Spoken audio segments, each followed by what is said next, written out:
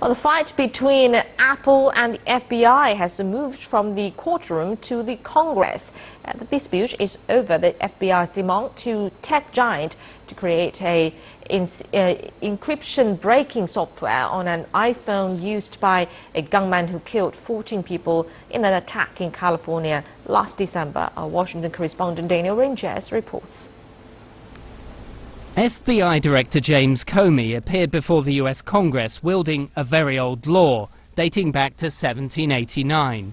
He wants to use the old writs law to compel Apple to force open the doors not of a building but of an iPhone 5C used by Saeed Rizwan Farouk, one of the two San Bernardino terrorists killed in a shootout. We think there's a reasonable argument to have the court use the All Writs Act to direct the company to open that phone. That's what this is about. If I didn't do that, I ought to be fired, honestly.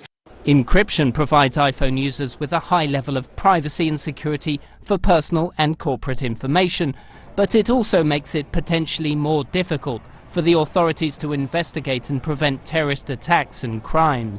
I have colleagues and others who are advocating for these evidence-free zones. They're just going to be compartments of life where you are precluded from going to find evidence of anything.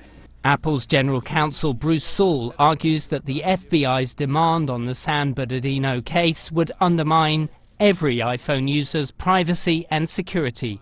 They are asking for a backdoor into the iPhone, specifically to build a software tool that can break the encryption system which protects personal information on every iPhone.